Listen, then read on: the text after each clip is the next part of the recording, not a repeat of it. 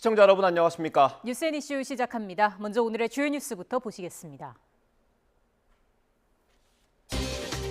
박진 외교부 장관 해임 건의안을 두고 민주당이 단독 처리 시도에 나서면서 여야 긴장감이 높아지고 있습니다. 윤석열 대통령은 박진 장관이 탁월한 능력을 가진 분이라며 무엇이 옳고 그른지 국민이 판단할 거라며 거부권 행사 가능성을 열어뒀습니다. 국민의힘 정진석 비상대책위원장이 민주당이 의회 권력을 휘두르며 사사건건 국정의 발목을 잡고 있다고 비판했습니다.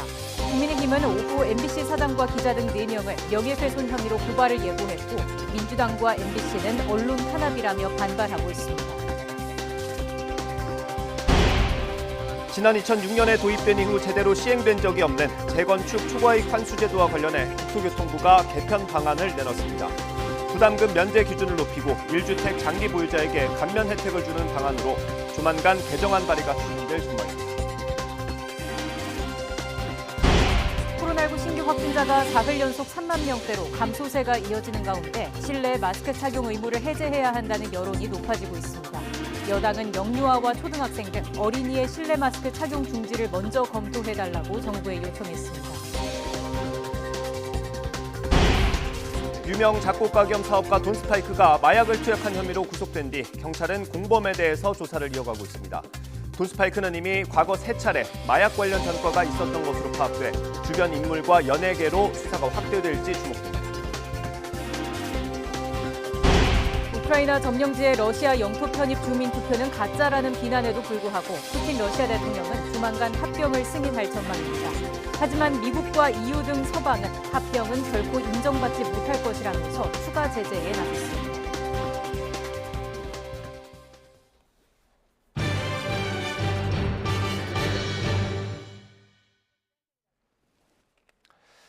박진 외교부 장관의 해임 건의안을 놓고 여야 긴장감이 높아지고 있습니다. 국민의힘 반대 속에 조만간 더불어민주당이 단독 처리에 나설 수도 있습니다. 자세한 내용 국회 취재기자 연결해서 들어보겠습니다. 김경수 기자. 네, 국회입니다. 네, 지금 국회 상황은 어떻습니까? 네, 앞서 오전 10시부터 열렸던 국회 본회의는 현재 정회한 상태입니다. 김진표 국회의장은 더불어민주당이 당론으로 발의한 박진 외교부 장관 해임 건의안을 본회의에 상정할지 여야가 협의해달라고 요청했습니다. 여야 원내 지도부를 불러 각각 의견을 듣고 중재를 시도하기도 했지만 최종 결론에는 이르지 못했습니다.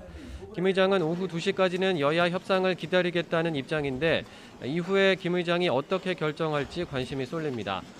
국민의힘은 외교부 장관 해임 건의안이 국익에 도움이 안 된다며 반대하고 있고 민주당은 표결 시한인 내일은 다시 본회의를 열기 힘든 만큼 오늘 본회의가 열렸을 때 표결에 붙여야 한다고 주장하고 있습니다. 민주당은 윤석열 대통령 순방 논란을 외교 참사로 규정하고 사과를 요구하면서 박진 외교부 장관 해임 건의를 추진해 왔는데요. 장관 해임 건의안은 재적의원 과반이 찬성하면 통과되기 때문에 169석 의석을 가진 민주당의 단독 처리가 가능합니다. 여당의 반발이 이어지는 가운데 국회를 찾은 박진 외교부 장관은 외교마저 정쟁으로 삼아 안타깝다는 입장을 재차 밝히기도 했습니다. 제 입장은 미리 이미 말씀을 드렸고 그 입장에 변화가 없습니다. 제 거취는 임명권자의 뜻에 따르도록 하겠습니다. 장관 해임 건의안은 법적 구속력이 없고 대통령이 거부권을 행사할 수도 있지만 해임 건의안이 의결되면 그 자체로 윤 대통령에게는 정치적 부담이 됩니다. 민주당이 해임 건의안을 단독 처리하면 향후 정국은 더욱 얼어붙을 것으로 보입니다. 네, 오늘 국민의힘 정진석 비대위원장이 대표 연설을 했죠. 그걸 놓고도 여야 공방이 거세다고요? 네, 어제 민주당 이재명 대표에 이어서 오늘은 정진석 국민의힘 비상대책위원장이 국회 교섭단체 대표 연설을 했습니다. 오전 10시부터 시작해서 40분 정도 이어진 연설에서 정 위원장은 집권여당 초유의 혼란상에 대해 사과하고 민생과 경제를 강조했는데요. 민주당을 향해선 무책임한 국익 자해 행위를 하고 있다며 날을 세웠는데 특정 언론사인 MBC를 거론하기도 했습니다. 누구보다 공정하고 객관적이어야 할 언론이 가짜 뉴스로 대통령을 흠집내고 국익을 훼손하는 일에 앞장서고 있습니다. 대통령은 치열한 외교 전쟁터에서 나라의 미래를 걸고 분투하고 있는데 다른 나라도 아닌 우리나라 언론사가 국기문란 보도를 자행하고 있지 않습니까? 네, 이에 대해서 민주당은 과연 국민의힘이 성난 민심을 듣고 있는지 의문이라며 고달픈 5년을 선언하는 연설 같았다고 혹평했습니다. 또 남 탓으로 채워져 있던 연설이었다면서 앞서 윤석열 대통령이 국민의힘 연찬회에서 더 이상 전 정권 핑계는 통하지 않는다고 했던 말은 뭐냐고 반문했습니다. 모든 게 다 전 정부 그리고 야당 그리고 언론 탓으로 돌리는, 그래서 무한 책임을 진 집권 여당의 대표의 연설로 보기에는 너무 부족한 내용들로 채워져 있었습니다. 그 대통령의 그 정당이구나라고 우리 국민들께서 느끼시지 않을까 싶습니다.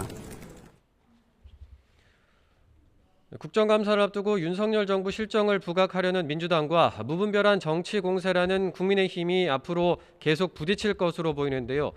한편 어제 윤 대통령 발언 영상에 자막을 조작했다며 MBC를 항의 방문했던 국민의힘은 오늘 오후에는 박성재 MBC 사장 등을 명예훼손 혐의로 검찰에 고발할 예정입니다. 지금까지 국회에서 전해드렸습니다. 박진 장관 해임 건의안 추진에 대해서 윤석열 대통령은 어떤 게 옳고 그른지 국민이 알 거라고 말해서 사실상 거부권 행사 뜻을 내비쳤습니다. 비속어 논란에 유감 표명을 할 거냐는 질문에는 답하지 않았습니다. 윤 대통령은 또 오늘 오전 해리스 미국 부통령을 접견했습니다. 이 자리에서 인플레 감축법 얘기가 나왔을지 관심입니다. 취재기자 연결합니다. 박소정 기자. 네, 용산 대통령실입니다. 네, 박진 장관 해임 건의안에 대해서 부정적인 입장을 밝힌 걸로 봐야 되겠죠? 네, 그렇습니다. 오늘 아침 출근길 약식 회견에서 더불어민주당에서 외교 논란 책임을 물어 박진 외교장관에 대한 해임 건의안 처리를 추진하는 것에 대한 질문이 나왔는데요. 이에 대해 윤 대통령은 박진 장관은 탁월한 능력으로 국익을 위해 동분서주하고 있다면서 경질 요구에 사실상 부정적인 입장을 밝혔습니다. 그러면서 어떤 것이 옳은지 국민이 자명하게 알 것이라 언급했는데 발언 내용 직접 들어보시죠. 박진 외교부 장관은 탁월한 능력을 가진 분이고 지금 건강이 걱정이 될 정도로 국익을 위해서 전 세계로 동분서주하는 분입니다. 어떤 것이 옳고 그른지는 국민들께서 자명하게 아시리라고 생각합니다. 비속어 논란이 이렇게 장기화될 일인지 유감 표명을 하실 생각 없나요? 네, 윤 대통령은 야당의 해임 건의안 추진이 여론의 지지를 받기는 어려울 것이라는 생각을 드러낸 것으로 보이는데요. 직접 언급하지는 않았지만 해임 건의안이 국회 본회의에서 처리가 된다면 대통령의 거부권 행사 가능성까지 열어둔 것으로 해석됩니다. 또 앞서 보신 것처럼 윤 대통령은 비속어 발언 논란에 대해 유감 표명할 생각이 없느냐는 질문에는 답하지 않은 채 등을 돌려 집무실로 들어갔습니다. 대통령실 참모들 가운데에서 일부가 이번 논란을 둘러싼 유감의 뜻을 밝히는 게 적절하다는 의견을 내기도 했지만 전반적으로는 유감 표명에 반대하는 기류가 더 강한 것으로 알려졌습니다. 네, 오늘 해리스 미국 부통령이 방한했습니다. 윤석열 대통령과도 만났죠? 네, 그렇습니다. 오늘 오전 11시 30분쯤에 당초 예정했던 시간보다는 조금 늦어졌습니다. 해리스 미 부통령이 용산 대통령실을 찾아 윤 대통령을 접견했는데요. 현재 접견이 마무리가 된 상태입니다. 아직 그 내용까지는 구체적으로 전해지지 않았는데요. 윤 대통령은 앞서 출근길에 100여 개 나라가 모이는 다자회의에서는 양자 간 내밀한 얘기를 하기 어렵다면서 오늘 해리스 부통령과 부족한 얘기를 나눌 것이라고 말했습니다. 이번 순방 때 뉴욕에서 이루어진 한미 정상 환담이 48초 대화에 그쳤다는 지적이 쏟아진 것을 의식한 말로 보이는데요. 직접 들어보겠습니다. 해리스 부통령이 방한을 합니다. 100여 개 국가 이상이 모이는 이런 다자 회의에서는 양자 간에 이런 장시간 내밀한 얘기를 하기가 어렵게 돼 있습니다. 부족한 얘기들을 좀 더 나눌 생각이고. 네, 오늘 접견에서는 미 인플레이션 감축법 IRA에 따른 한국산 전기차 차별 우려나 북핵 문제 등이 논의됐을 것으로 예상됩니다. 해리스 부통령은 앞서 27일 일본에서 한덕수 국무총리와의 회담에서도 한국의 우려를 이해한다며 IRA 관련 협의를 하겠다는 원론적인 입장을 밝히기도 했습니다. 또 바로 어제 저녁에 북한이 한미연합 훈련에 맞춰 단거리 탄도미사일을 발사했었죠. 재차 도발인 만큼 이에 대한 메시지도 나왔을 것으로 관심이 쏠립니다. 해리스 부통령은 오늘 오전 10시 20분에 오산 미군 기지로 입국했고요. 우리나라에 머무는 건 오늘 하루입니다. 오후에 한국 여성 지도자들과 만남에 이어서 비무장지대 DMZ를 방문한 뒤에 출국할 예정입니다. 지금까지 용산 대통령실에서 YTN 박서정입니다. 북한이 어제 저녁 탄도미사일을 2발을 발사했습니다. 지난 25일에 이어 사흘 만입니다. 미국은 카멀라 해리스 부통령 방한 전날 도발이 있었다는 데 주목하고 있습니다. 백악관은 해리스 부통령의 일정을 예정대로 진행하면서 한미동맹의 굳건함을 보일 거라고 밝혔습니다. 워싱턴에서 권준기 특파원입니다. 카멀라 해리스 미국 부통령은 일본 요코스카 미 해군기지 구축함 연설에서 북한의 미사일 발사를 국제사회 위협 사례로 지목했습니다. The DPRK launched a ballistic missile as part of its illicit weapons program, which threatens regional stability and violates multiple UN Security Council resolutions. 이어진 뉴욕타임스와 인터뷰에서도 북한 미사일 도발에 대한 질문을 받았습니다. 해리스 부통령은 김정은 북한 국무위원장의 최근 행동은 불안정하고 여러모로 도발적이라고 말했습니다. 북한이 탄도미사일 2발을 동해상으로 발사한 것과 거의 동시에 나온 발언으로 북한 미사일 도발을 비판한 겁니다. 백악관에선 해리스 부통령 한국 방문 전날 북한이 미사일을 쏜 데 대한 입장을 묻자 북한이 늘상 해오던 시위 방식이라고 답했습니다. 지난 5월 바이든 대통령의 한국 방문 다음 날 북한이 미사일을 쏜 것과 같은 맥락으로 해석한 겁니다. North Korea has a history of doing these types of tests, so it's not it's not unusual. It is something that they do historically. 그러면서 북한의 미사일 도발에도 해리스 부통령이 예정대로 한국을 방문하는 건 한미 두 나라의 철통 같은 동맹을 입증하는 것이라고 밝혔습니다. And will reaffirm the U.S. commitment to the RK's defense in Ironclad. As you just could tell, that travel, that trip is going to continue. 백악관은 한국전 휴전 70년 만에 부통령이 DMZ를 방문하는 것도 적잖은 의미가 있다고 평가했습니다.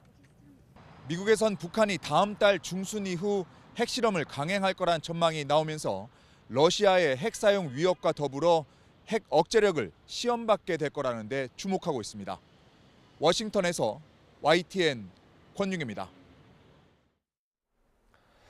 장바구니 물가가 치솟으면서 집에서 해먹는 것보다 사 먹는 게 낫다고 느끼는 분들도 적지 않으실 겁니다. 최근 편의점에선 도시락뿐만 아니라 각종 반찬들까지 소량씩 포장해 출시했는데 1인 가구를 중심으로 인기가 높다고 합니다. 취재기자 연결해서 자세히 알아보겠습니다. 박정현 기자.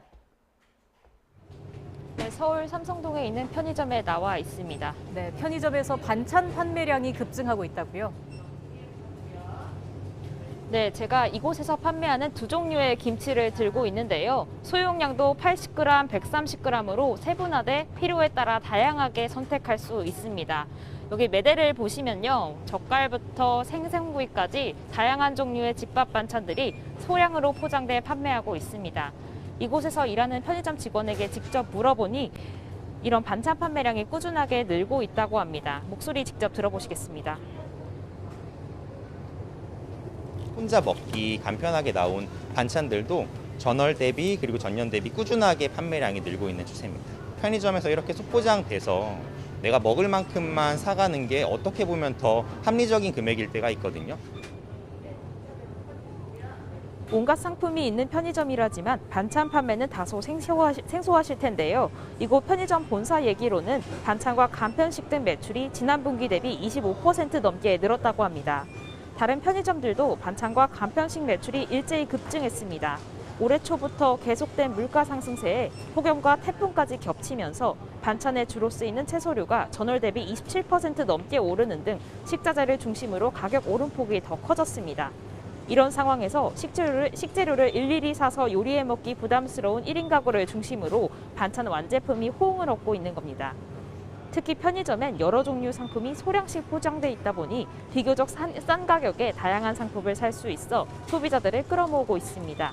이렇게 편의점에서 반찬과 간편식 매출이 급증한 건 새로운 상품이 계속 출시되고 질이 좋아진 덕도 있지만 계속된 물가 상승 탓에 한 끼 식사도 고루 챙기기 어려운 서민들의 어려움을 보여주는 사례가 아닐까 싶습니다. 지금까지 서울 삼성동에 있는 편의점에서 YTN 박정현입니다. 영국의 중앙은행이 정부 감세 정책으로 혼란에 빠진 금융시장을 안정시키기 위해 우리 돈으로 100조 원이 넘는 국채 매입에 나섰습니다. 영국 중앙은행이 꺼내든 깜짝 카드에 뉴욕 증시는 큰 폭으로 반등했습니다. 이종수 기자입니다. 영국 정부가 지난주 대규모 감세 정책을 발표한 뒤 파운드화 가치는 역대 최저치인 1.03달러로 폭락했습니다.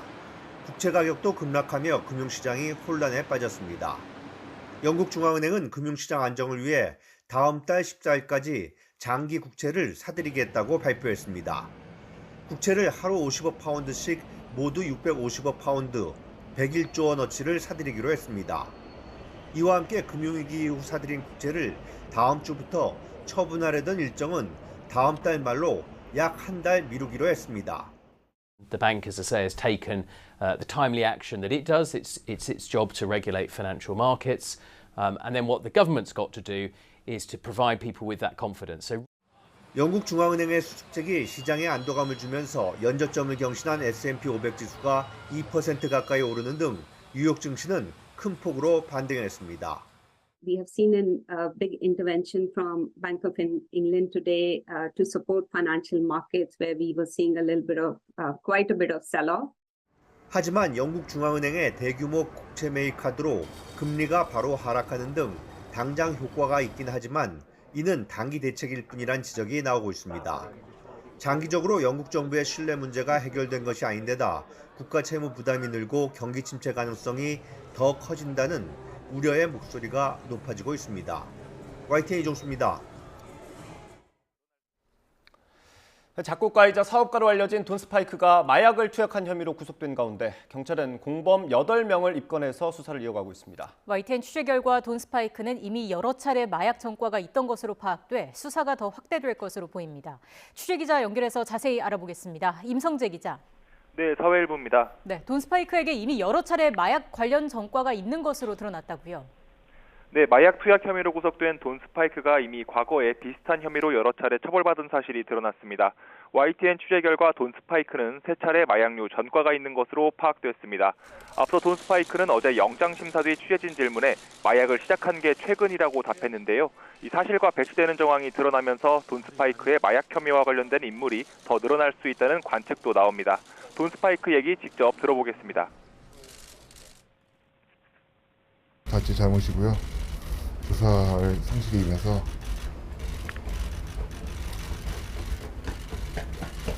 이제 대학에 맡겠습니다. 마약은 언제부터 하신 거예요? 최근입니다. 돈 스파이크와 함께 마약을 투약한 혐의를 받는 공범 A씨에 대한 영장 심사도 어제 진행돼 구속영장이 발부됐습니다. A씨는 여성들을 유흥업소에 소개하는 이른바 보도방 업주로 알려졌습니다. 경찰은 돈 스파이크와 A씨 외에도 함께 마약을 투약한 혐의로 지인과 여성 접객원 등 8명을 입건해 조사하고 있습니다. 앞서 경찰은 다른 마약 사범을 수사하는 과정에서 돈 스파이크와 함께 마약을 투약한 적이 있다는 진술을 확보해 조사에 착수했습니다. 지난 4월과 8월 3차례에 걸쳐 돈 스파이크가 서울 강남 광진구 일대 호텔 등에서 여성 접객원 등과 함께 마약을 투약했다는 내용입니다. 이에 경찰은 지난 26일 저녁 8시쯤 서울 강남구에 있는 호텔에서 혼자 있는 돈 스파이크를 체포하고 사무실 등을 압수수색했습니다. 당시 호텔방엔 한 사람이 1000회 정도 투약할 수 있는 분량인 필로폰 30g이 발견돼 압수됐습니다. 경찰은 돈 스파이크와 공범들에 대한 수사를 통해 마약 공급책과 추가로 연루된 인물이 있는지 수사를 확대하고 있습니다. 지금까지 사회일보에서 전해드렸습니다. 고 이해람 중사를 성추행한 가해자에게 징역 7년이 확정됐습니다. 대법원은 오늘 군인 등 강제추행 치상과 보복 협박 혐의로 재판에 넘겨진 공군 장모 중사의 상고심에서 징역 7년을 선고한 원심을 확정했습니다. 장 중사는 지난해 3월 회식을 마치고 부대로 복귀하는 차량 안에서 후임 부사관인 고 이해람 중사를 추행하고 고소하지 못하도록 협박한 혐의를 받고 있습니다. 보통군사법원은 1심에서 강제추행치상 혐의만 유죄로 인정해서 징역 9년을 선고했고 2심을 맡은 고등군사법원은 사망 책임을 장중사에게만 전적으로 돌릴 수 없다며 징역 7년으로 형량을 낮췄습니다. 신당역 스토킹 살인 사건의 피의자 전주환이 과거 피해자를 스토킹하고 불법 촬영한 혐의로 기소된 사건에서 징역 9년을 선고받았습니다. 서울 서부지방법원은 오늘 불법 촬영과 스토킹 처벌법 위반 혐의로 기소된 전 씨에게 징역 8년과 스토킹 치료 80시간, 성범죄 치료 40시간을 선고했습니다. 애초 전 씨는 지난 15일 1심 선고를 받을 예정이었지만 전날 밤 서울 지하철 신당역 여자 화장실에서 피해자에게 미리 준비한 흉기를 휘둘러 숨지게 한 혐의로 체포돼 선고가 미뤄졌습니다.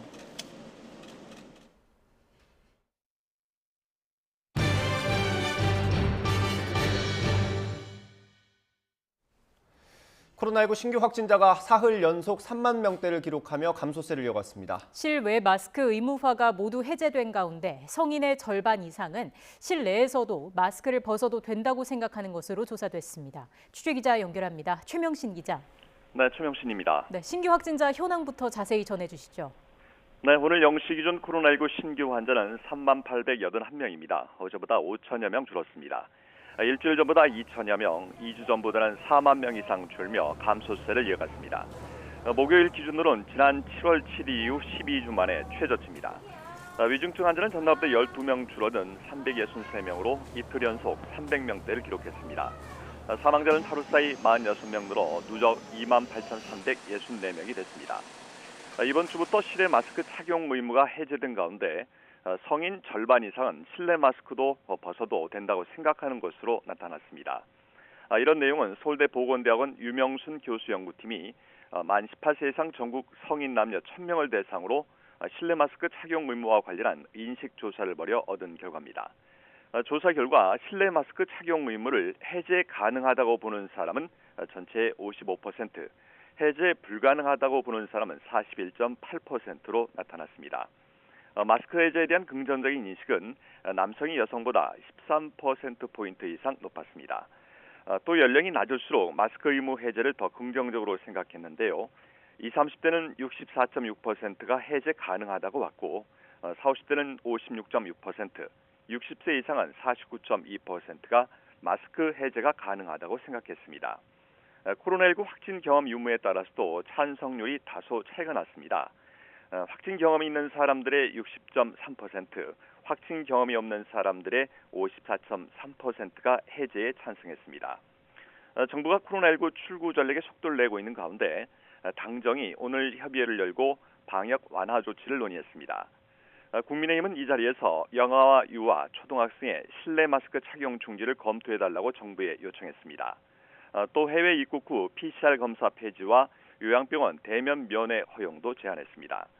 이에 대해 이길 보건복지부 제2차관은 앞으로 바이러스 특성과 유행 정도, 방역의료 대응 역량을 감안해 유연하게 대응 방안을 모색하겠다고 밝혔습니다. 지금까지 사회부에서 YTN 최명신입니다. 지난 4월 중순 코로나19 거리 두기가 해제되기 전까지 2분기 동안 정부의 방역 조치로 피해를 본 소상공인에게 손실보상금이 지급됩니다. 오늘부터 신청이 시작되는데 사실상 마지막 손실보상금이 될 것으로 보입니다. 보도에 박홍구 기자입니다. 2년 넘게 이어져 오던 사회적 거리 두기는 지난 4월 18일부터 전면 해제됐습니다. 따라서 올해 2분기 손실보상금은 지난 4월 1일부터 17일까지 방역 조치로 인해 매출이 감소한 소상공인 등을 대상으로 합니다. 중소벤처기업부는 총 65만 개사에 8,900억 원이 지급된다고 밝혔습니다. 앞선 1분기 때 94만 곳, 3조 5천억 원에 비해 대폭 감소한 규모입니다. 국세청 자료 등으로 이미 보상금이 사전 정산된 신속 보상 대상이 전체의 88%를 차지했으며 이 가운데 식당과 카페가 81%로 가장 많습니다. 또 손실보상 하한액인 100만 원을 받는 사업체가 82%에 달한 것으로 나타났습니다. 정부 집계 결과 이들 46만 4천 개 업체는 한 곳당 평균 74만 5천 원을 추가로 받아 실제 손실액의 4배를 보상금으로 받게 됐습니다. 온전한 손실보상 일환으로서 하한액을 100만 원으로 하겠다고 약속드린 점이 있습니다. 그 약속을 지키겠다는 의미가 있고요. 그리고 최근에 잘 아시다시피 물가나 금리 상승 등의 소상공인의 어려운 상황을 종합적으로 감안을 해서 보상금 신청은 오늘부터 시작되며 첫 닷새가는 사업자 등록번호 끝자리를 기준으로 오부제로 운영됩니다. 오후 4시까지 신청하면 당일에 보상금을 받을 수 있습니다. 다음 달 4일부터는 시군구청에 마련된 전용 창구에서 오프라인 신청도 가능하고 신속 보상 금액에 동의하지 않는 경우에 확인 보상도 신청할 수 있습니다. 정부는 코로나19가 확산한 지난 2020년 이후 지금까지 재난지원금 54조 원과 손실보상금 6조 8천억 원 등 총 61조 원 정도를 소상공인 등에게 지급했다고 밝혔습니다. YTN 박홍구입니다. 학생의 교권 침해 사례가 늘자 정부는 교원의 학생 생활지도 권한을 법으로 명시하기로 했습니다. 교권 침해가 발생하면 침해 학생과 피해 교원을 즉시 분리하고 학생은 학부모와 함께 특별 교육을 받도록 했습니다. 특히 교권 침해 사안을 학생의 생활기록부에 기록하는 방안도 검토하고 있습니다. 취재기자 연결합니다. 신현준 기자. 네, 사회 2부입니다. 네, 최근 심각한 교권 침해 사례들이 발생했는데 대응책이 마련된 거죠? 네, 교원단체들은 그간 교권 침해로 인한 심각한 피해 사례들을 수차례 강조해왔는데요. 최근에도 수업 시간에 학생이 교단에서 누워 휴대전화를 사용하는 영상이 퍼지기도 했고, 초등학교에서 수업 시간에 교원에게 흉기를 휘두르거나 심한 욕설을 퍼부어 다른 학생들까지 공포에 떠는 일도 발생했습니다. 하지만 이런 심각한 사례에도 교권을 보호할 마땅한 방법이 없다는 비판이 컸는데요. 교육부가 대책을 내놨습니다. 우선 교권 침해를 막기 위해 교원의 학생 생활 지도 권한을 초중등 교육법에 명시하기로 했습니다.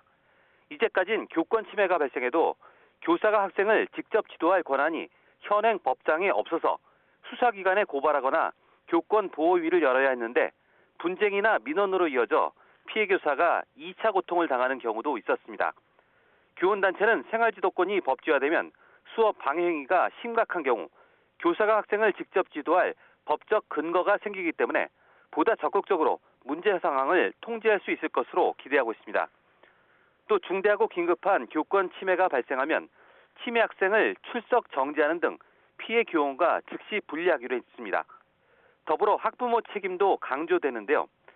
출석 정지나 그 이상의 조치를 받으면 해당 학생은 반드시 특별 교육을 받도록 했고, 이때 학부모도 함께 참여하도록 명시했습니다. 이행하지 않으면 추가 징계도 가능합니다. 교육부는 또 교육활동 침해 학생에 대한 조치 사항을 학교 생활 기록에 기록하는 안도 검토하고 있는데요. 이 방안은 교권 침해 예방 효과는 크지만 학생 낙인 효과나 교사 학생 간의 소송 증가 등의 우려로 충분한 의견을 수렴한 뒤 추진하기로 했습니다. 또 학교와 시도교육청에 설치된 교권보호위원회를 교육지원청에 추가로 설치해 학교에서 해결하기 어려운 사안을 지원하고 교원 치유 지원센터도 확대 개편합니다. 교육부는 교권 침해 사례가 정상적인 교육 활동을 방해하고 다른 학생들의 학습권을 침해하기 때문에 모든 학생의 학습권 보장을 위해 이 같은 교원 권리 보호 시안을 마련했다고 밝혔습니다. 이번 시안과 관련해서 내일 학생과 학부모, 교원들과 함께 간담회를 열고 공청회 등을 거쳐 현장 의견을 수렴한 뒤 연말까지 최종 방안을 발표하기로 했습니다. 지금까지 사회 2부에서 YTN 신현주입니다.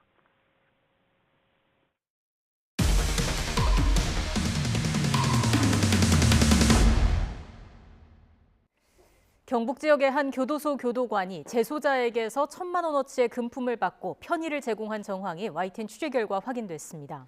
해당 교도관은 받은 돈 일부로 재소자의 스포츠 토토를 대신 해준 것이라고 주장했는데 자신의 휴대전화로 가족과 통화를 시켜주는 등 특혜를 준 것으로 파악됐습니다. 법무부는 해당 교도관을 직위 해제했고 교정당국은 수사에 착수했습니다. 홍민기 기자입니다.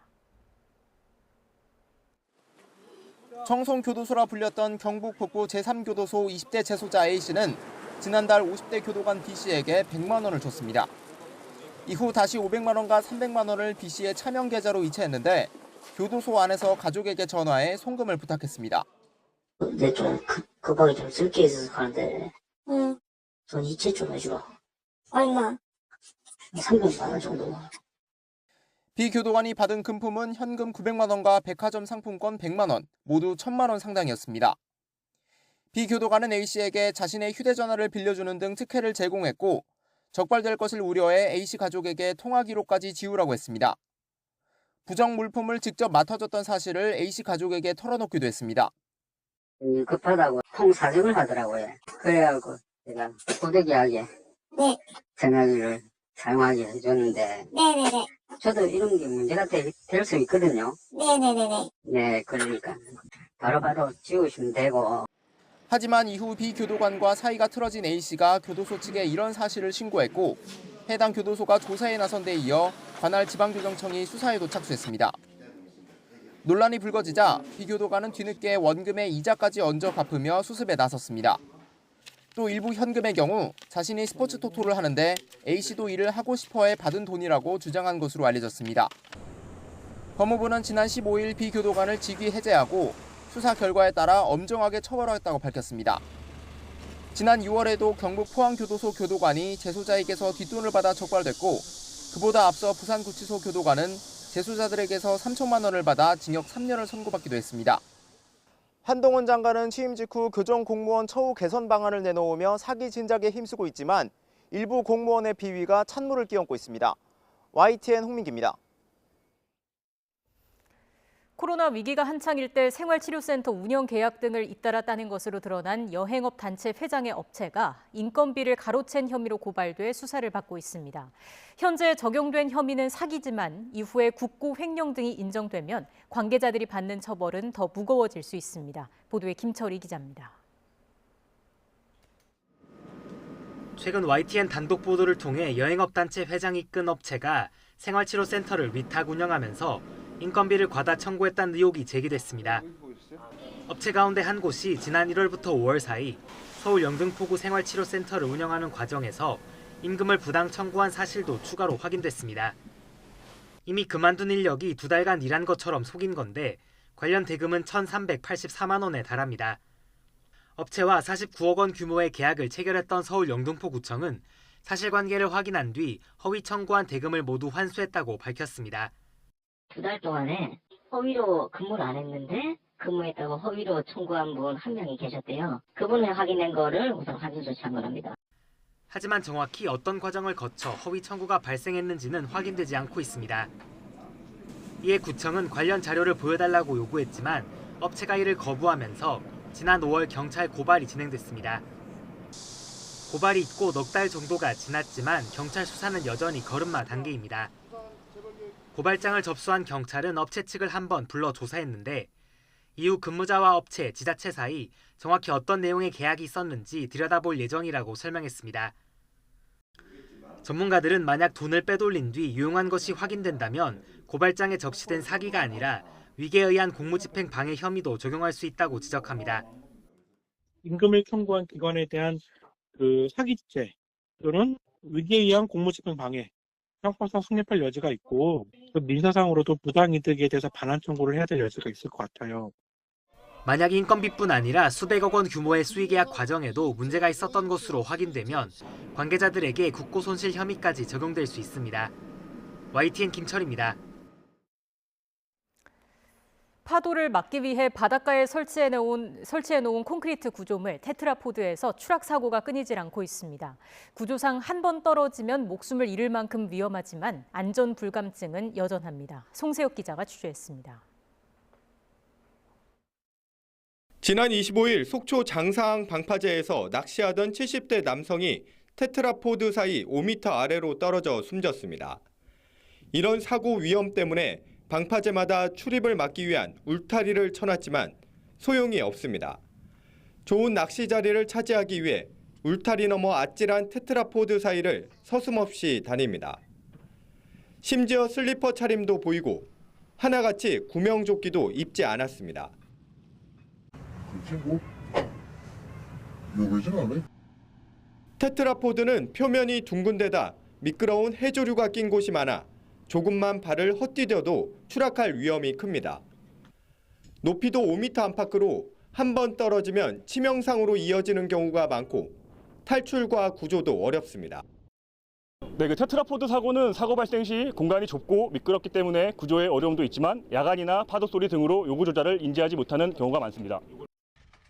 최근 3년여간 전국에서 발생한 방파제 추락 사고는 270여 건으로 40여 명이 목숨을 잃었습니다. 방파제 추락 사고가 잇따르자 해양수산부는 2년 전 항만법을 개정해 전국 항만 44곳을 출입 통제 구역으로 지정했습니다. 어기면 최고 100만 원의 과태료가 부과됩니다. 단속도 중요하지만 무엇보다 시민들 스스로 안전사고가 나지 않도록 주의를 기울이는 것이 필요해 보입니다. YTN 송세혁입니다. 한동안 잠잠했던 미세먼지가 다시 말썽입니다. 현재 수도권 지역은 여름 이후 올가을 들어 처음으로 초미세먼지 농도가 짙게 나타나고 있는데요. 오늘 서울과 인천, 경기 남부 지역은 종일 나쁨 수준을 유지하겠고요. 그 밖에 중서부 지방은 밤한때 일시적으로 대기질이 탁하겠습니다. 노약자나 호흡기 질환자는 외출하실 때 반드시 미세먼지용 마스크를 착용해 주시기 바랍니다. 오늘도 미세먼지만 아니라면 하늘 자체는 대체로 맑겠습니다. 다만 낮 동안 가을볕이 내리쬐면서 대부분 지역에서 자외선 지수가 높게 나타나겠습니다. 자외선 차단에도 신경 써주시기 바랍니다. 오늘 낮 기온은 예년보다 1에서 3도가량 높아 다소 덥겠습니다. 서울 한낮 기온 26도, 대전 27도, 광주와 대구는 28도까지 오르겠습니다. 다가오는 주말까지는 맑고 일교차 큰 전형적인 가을 날씨가 이어지겠습니다. 이후 개천절인 다음 주 월요일 중부지방을 시작으로 화요일에는 전국에 가을비가 내릴 전망입니다. 지금까지 날씨 정보였습니다. 우크라이나 영토를 러시아로 편입하려는 주민 투표가 가짜라는 비난에도 불구하고 러시아는 합병 절차를 일사천리로 진행하고 있습니다. 하지만 미국을 포함한 서방 세계는 합병은 결코 인정받지 못할 것이라면서 추가 제재를 준비하고 있습니다. 보도에 이상순 기자입니다. 러시아 모스크바의 붉은 광장에 특설 무대가 세워지고 있습니다. 도네츠크와 루간스크, 자포리지아와 헤르손이어 영원히 함께라는 광고판도 보입니다. 영토 편입을 기념할 축하 무대입니다. 주민투표 지역 4곳에선 약속이나 한 듯 빨리 합병을 승인해달라는 요청이 줄을 이었습니다. Населением республики решение на референдуме. Прошу вас рассмотреть вопрос о вхождении Луганской Народной Республики в состав России. 외국인 투표 참관단도 등장했습니다. 투표가 공정했다는 겁니다. Of course there were soldiers, but it was not because of forcing the people, but it was to protect us, and not for the people to force them to vote. 오는 30일 푸틴 러시아 대통령의 의회 연설을 앞두고 사전 절차가 일사천리로 진행되고 있습니다. 물론 미국과 EU 등 서방 세계는 영토 편입 주민 투표 자체를 전혀 인정하지 않고 있습니다. We and many other countries have already been crystal clear. We will not, indeed we will never recognize the annexation of Ukrainian territory by Russia. EU는 나아가 러시아산 원유 가격 상한제와 철강 제품 등에 대한 70억 유로 규모의 수입 제한 등 대러 추가 제재를 준비하고 있습니다. We do not accept the sham referendum and any kind of annexation in Ukraine. And we're determined to make the Kremlin pay for this further escalation. 하지만 러시아가 공세를 늦출 기미는 없습니다. 러시아는 투표를 실시한 점령지뿐만 아니라 도네츠크 인민공화국 전체가 해방될 때까지 특별 군사작전을 계속하겠다고 밝혔습니다. 현재 러시아는 도네츠크주의 60% 정도를 장악하고 있습니다. YTN 이상순입니다. 러시아가 유럽행 가스관 누출 사건을 유엔 안전보장이사회에서 다룰 것을 요구했습니다. 동시에 이번 사고의 배후가 누구인지 바이든 미국 대통령이 답해야 한다고 주장했습니다. 김선희 기자가 보도합니다. 독일과 러시아를 잇는 해저 가스관 노르트스트림 1과 2에서 발생한 가스 누출 사건. 폭발로 추정되는 3건의 누출 사고가 발생했는데 서방과 러시아는 서로를 의심하고 있습니다.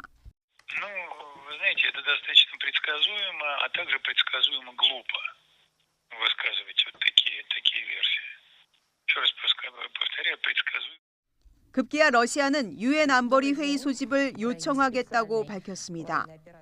그러면서 이번 누출 사고의 배후가 누구인지 조 바이든 미국 대통령이 답해야 한다고 주장했습니다.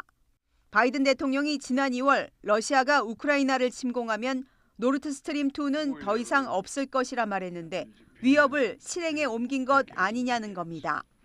러시아는 자국 가스관이 잠기면 미국 에너지 기업이 반사 이익을 얻게 된다면서 미국을 배후로 지목하는 듯한 발언을 이어가고 있습니다. 미국도 러시아를 의심하고 있습니다. The leaks are under investigation.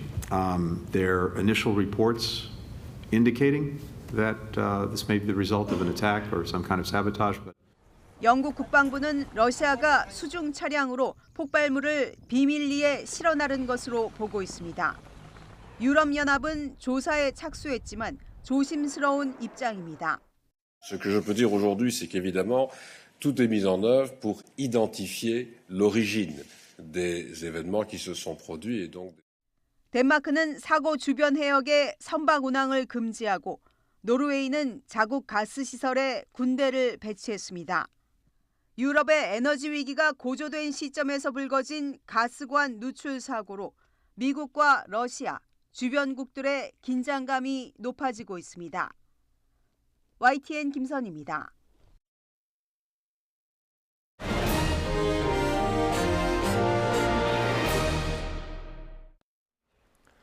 오늘의 정치권 이슈 짚어보겠습니다. 정미경 전 국민의힘 최고위원, 신경민 전 민주당 의원 두 분과 함께하겠습니다. 어서 오십시오. 네, 안녕하세요. 안녕하십니까.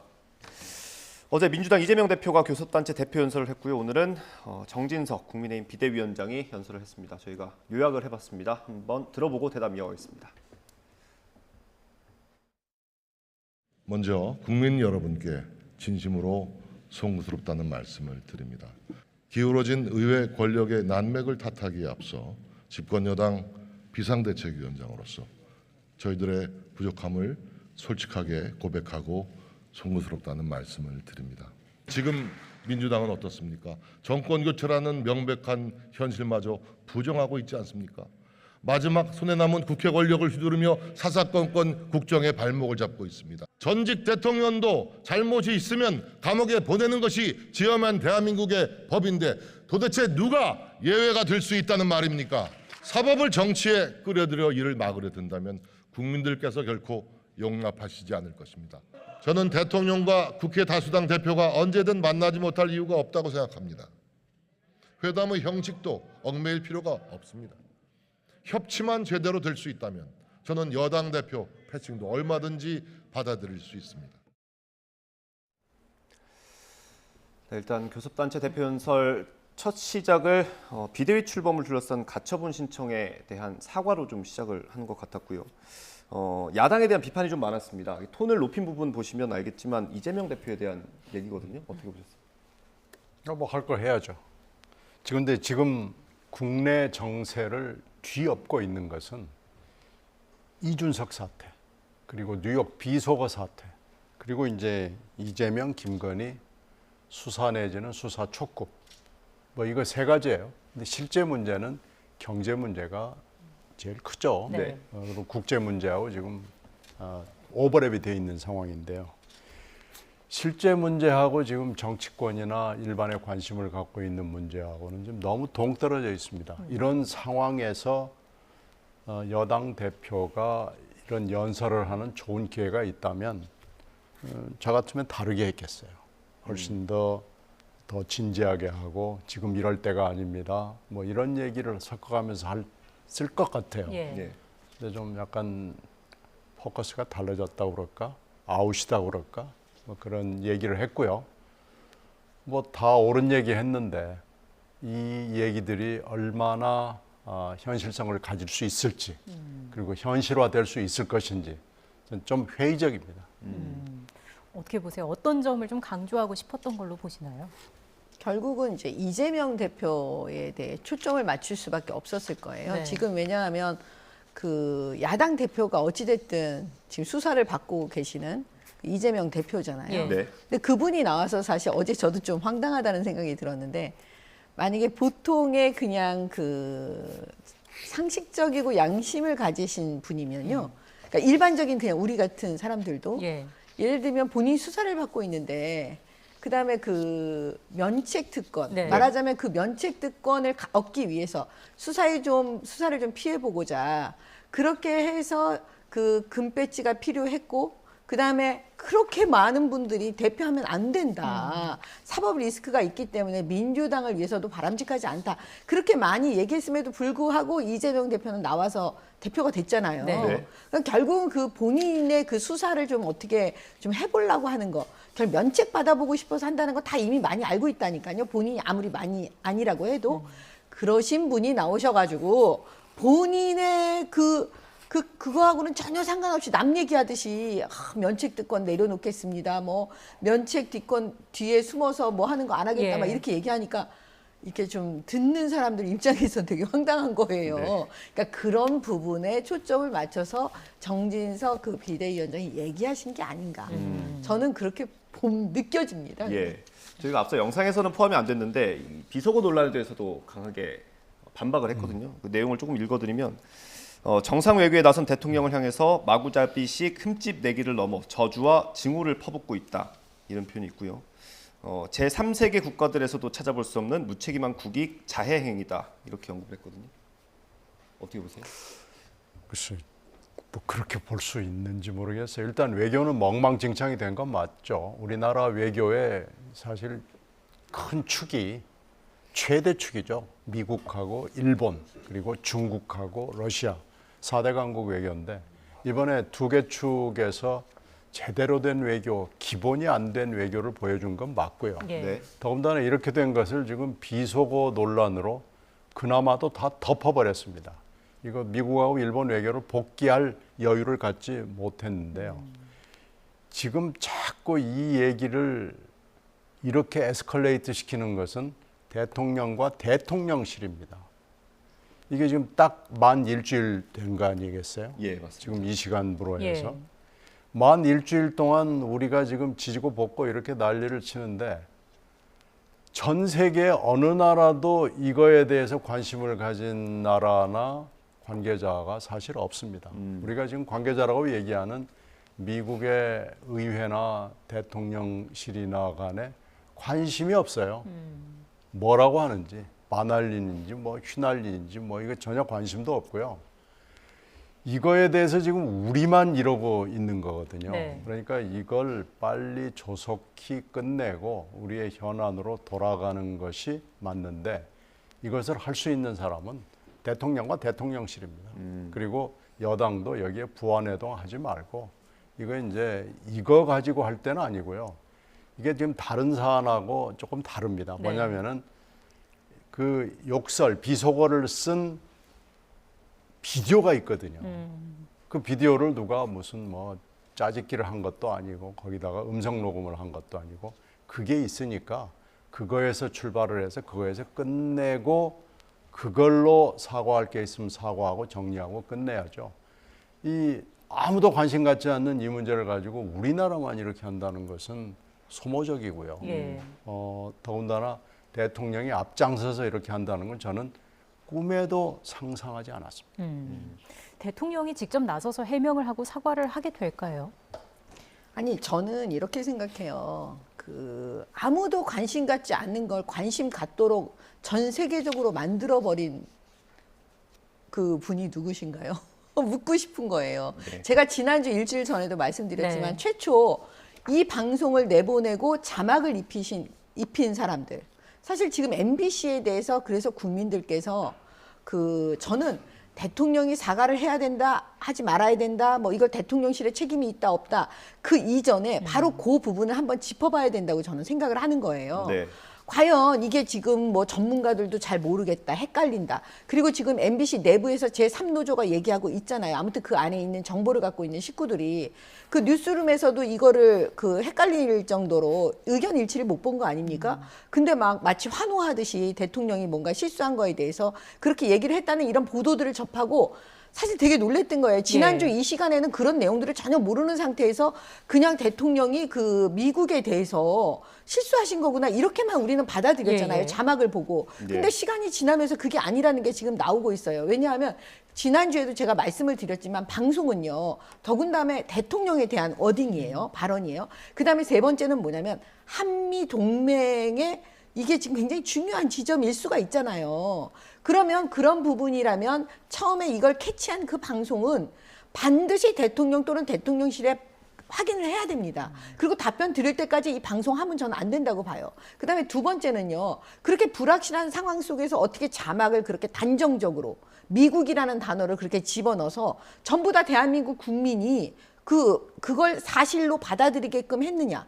그거에 대한 책임은 반드시 져야 된다고 저는 생각하고요. 세 번째 또 그다음에 문제 제기는 뭐냐면 왜 박진 의원이 그다음에 답변한 부분은 그거는 왜 같이 보도하지 않았는지. 그것도 이해가 안 되는 거예요. 그다음에 또 있습니다. 아니 세상에 이런 문제를요. 우리 대통령과 우리 대통령실의 얘기에서 답변은 안 듣고 왜 미국의 의회와 미국 백악관 쪽에 이런 얘기들을 정보를 주면서 그거에 대한 의견과 입장을 물어봤다는 거. 저는 이게 상식적으로 이해가 안 되는 거예요. 과연 MBC는 대한민국의 방송국이냐. 이해가 안 돼요. 대통령을 너무 공격하다가 대한민국을 공격하고 있다는 거를 지금 놓치고 있는 건지. 근데 국민들은요. 판단을 하신다니까요. 대통령이 무엇을 잘못했는지, 그다음에 MBC가 지금 무엇을 잘못했는지, 언론은 앞으로 어떻게 가야 되는지 이거를 다 판단하고 계신다니까요.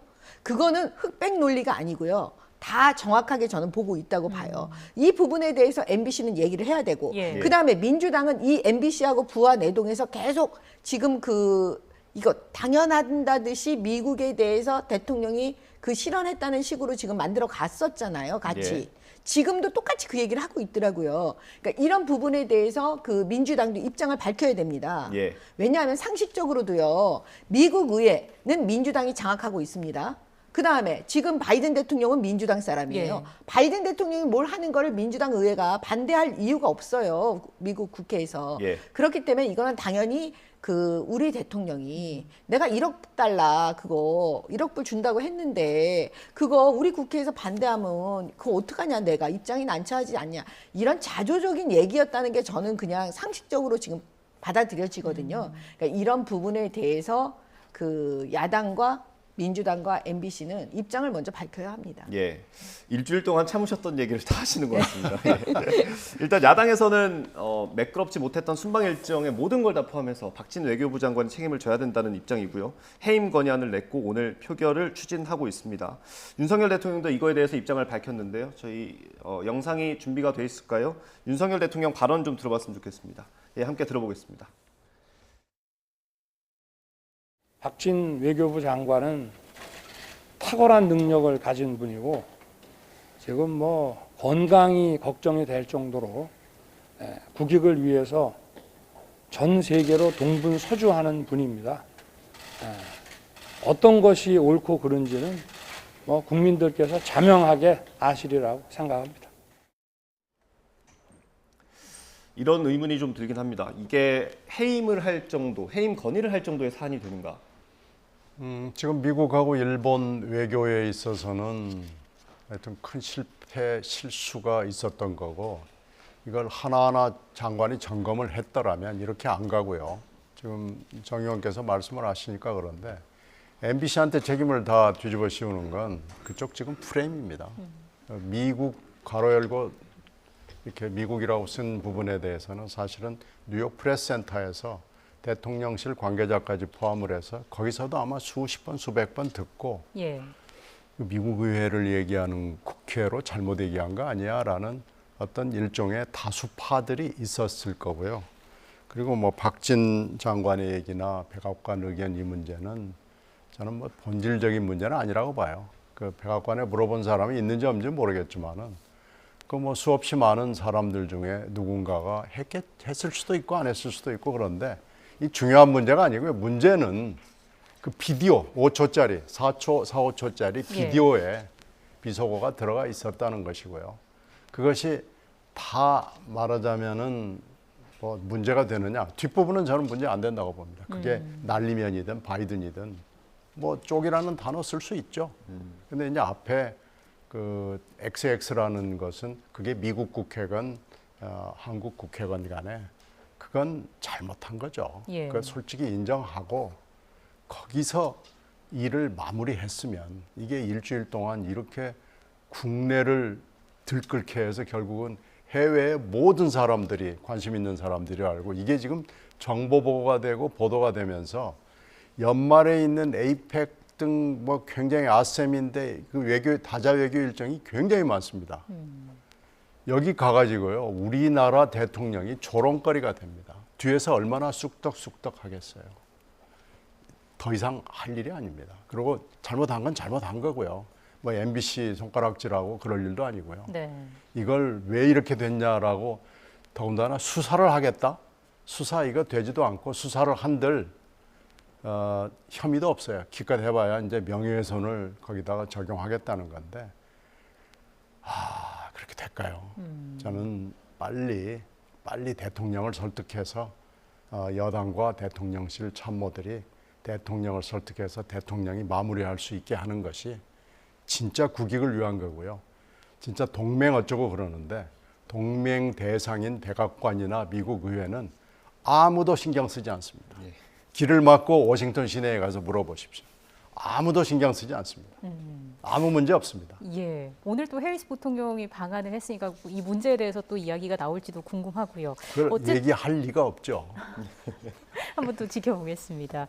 어쨌든 이 사태에 책임을 물어서 해임 건의안까지 발의가 된 상태인 거고요. 근데 또 윤 대통령이 거부권 행사할 가능성이 또 높게 점쳐지고 있는데 그럼에도 불구하고 야당이 밀어붙이는 이유는 어디에 있다고 보시나요? 야당은 지금요. 어제 이재명 대표도 조문 없는 조문 이거 사실 조문 없는 조문이란 단어가 틀린 말이라니까요. 근데 프레임으로 지금 외교 참사를 다 이제 이런 여러 가지 사건들을 엮어서 외교 참사라고 사실 프레임을 거는 거예요.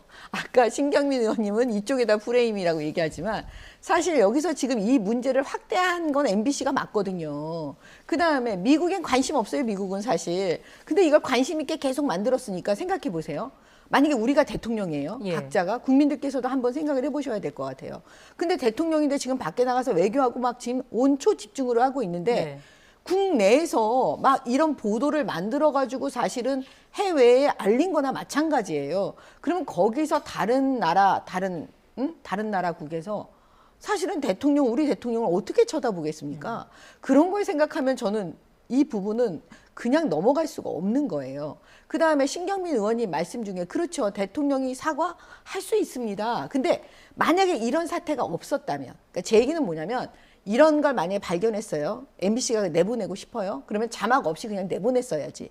그다음에 대통령실 입장도 넣어줬어야지. 이렇게 정상적으로 언론답게 했으면 그러면 대통령께서 또 상식적으로 이런 여러 가지 이렇게 돼서 우리 국민들께 그 걱정 끼쳐 드린 점 송구합니다. 이런 사과 왜 못 하시겠어요? 근데 지금 이 지점에서 사과를 못 하는 이유는 아까 말씀하신 대로 여기다 사과하면 마치 한미 동맹을 깨는 듯한 이런 얘기들을 인정하는 꼴이 돼버리잖아요. 가만히 있지 않을 거예요. 민주당에서 또 사과한 거에 그래 너네가 사과했잖아. 그러니까 대통령이 인정한 건데 이제 와서 무슨 소리 하냐. 분명히 또 이렇게 나갈 거라고요. 그래서 제가 볼 때는 이게 먼저 이 의도요.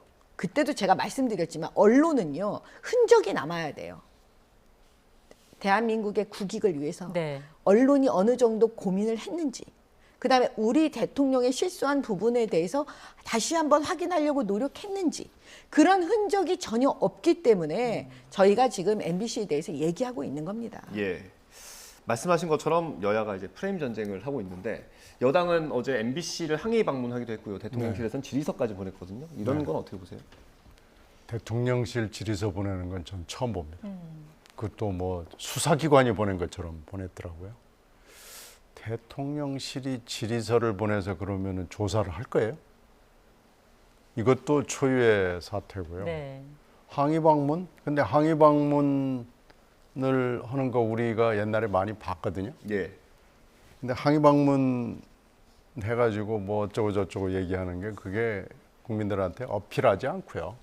이게 이제 MBC만 보도를 했다거나 그렇다면은 또 문제가 다른데 이걸 10시 좀 넘어서 MBC가 유튜브에 올리고 오전에 그 12개 이 비디오가 나간 게 12개 방송사하고 예. 다른 모든 방송사에 그날 오전, 오후 나눠서 다 비슷하게 보도가 됐습니다. 예. 그러니까 그 7시 반, 8시 그러니까 우리 시간으로 얘기해서 예. 7시 반, 9시 사이에 뉴욕 현지에서 여러 사람이 듣고 여기서 영상을 7시 반에 받은 사람이 여러 사람이 들었는데 그렇게 들은 거예요. 아, 이거 이렇게 했구나. 이 욕설을 하고 비속어를 썼구나. 이렇게 들은 거거든요. 그러니까 이제 확인의 필요성이 없었고 오리지널 비디오가 딱 있고 비디오 오디오가 나오기 때문에 그렇게 나간 건데 그렇게 따지면 12개 언론사 플러스 전국에 있는 100몇십 개 언론을 상대로 지금 싸우는 겁니다.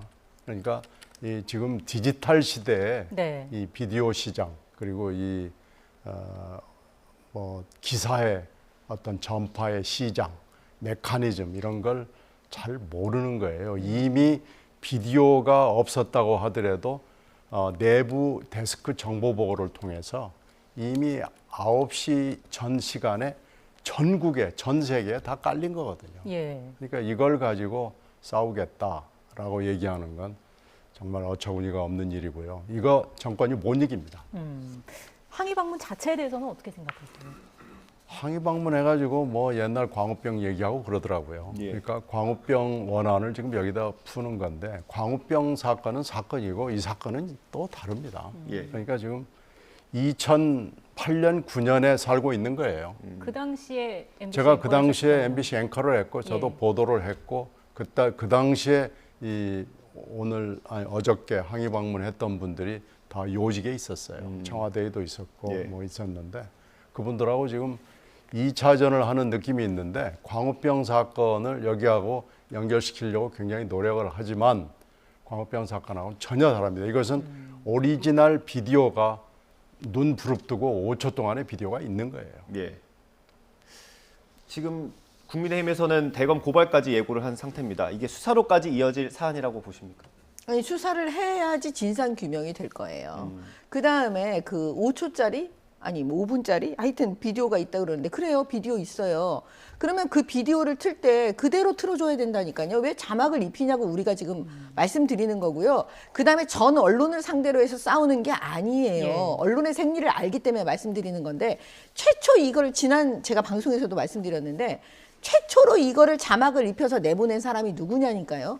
그러면 그게 지금 MBC로 밝혀졌잖아요. 그러면 MBC가 그걸 다 틀고 내보냈으면 다른 방송이 그거 받을 수밖에 없잖아요. 그러니까 다른 방송에 대해서 우리가 얘기 안 하는 거예요. MBC에 대해서 말씀드리는 건 최초로 누군가가 나쁜 의도를 가지고 국익을 해침에도 불구하고 이런 행동을 했다면 그 사람은 무슨 의도로 했는지 우리가 알고 싶은 거예요. 그러면 진상 규명해야 되는데 저분들이 협조하겠습니까? MBC가 협조하겠어요? 민주당이 협조하겠어요? 저는 박홍근 원내대표도 계속 거짓말하고 있다고 보고 있거든요. 그러면 진상규명을 위해서는 수사 말고는 방법이 없는 거예요. 네.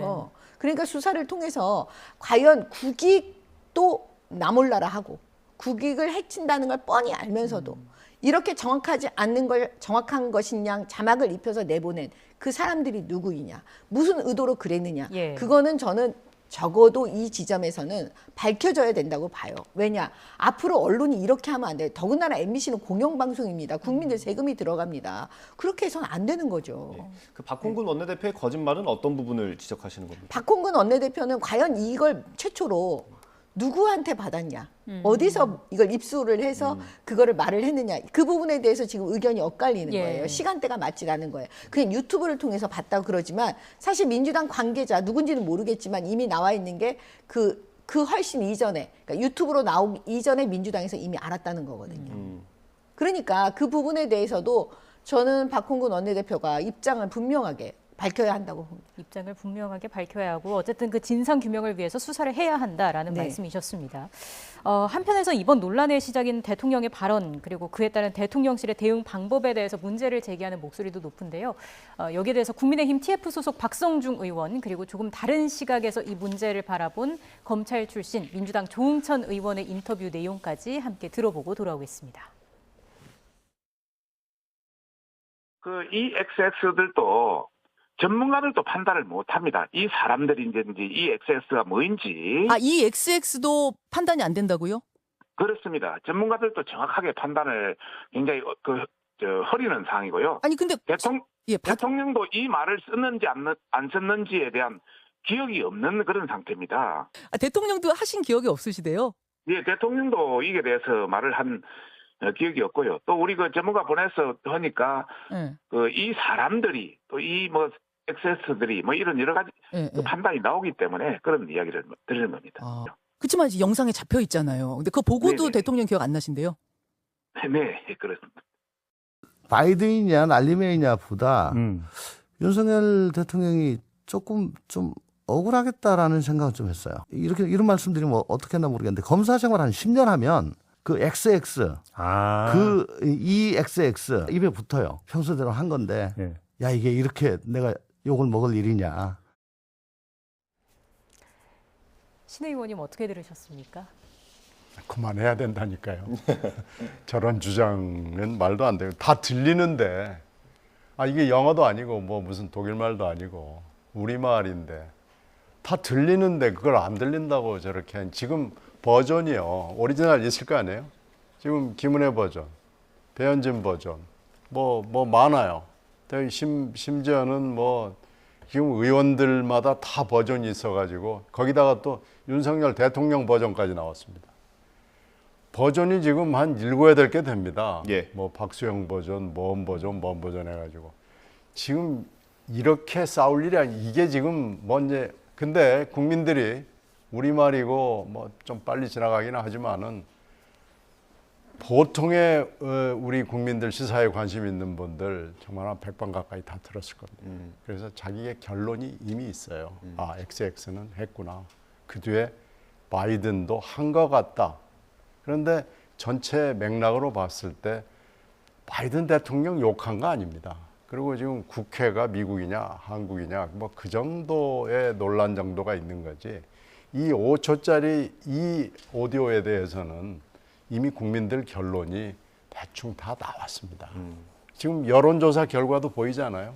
7, 80%는 본인들 결론을 다 가지고 있는 거 아니에요. 네. 지금 이렇게 억지 부릴 때가 아니고요. 저건 팩트로 놓고 자 그러면은 뭘 잘못했냐, 뭐가 문제냐 해가지고 빨리 정리해야지. 이거 계속 이렇게 해가지고 아셈 회의 갈 거예요?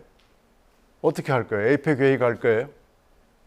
그러면은 정식으로 아무도 얘기 안 하지만 뒤에서 저 XX 한 대통령이래 이렇게 나오면서 다들 얘기를 하고 지금 여기 나와 있는 각국의 그 대사관과 언론기관들이 본국에다 본사에다 대고 다 우리 하루하루 이걸 정보 보고를 해서 올립니다.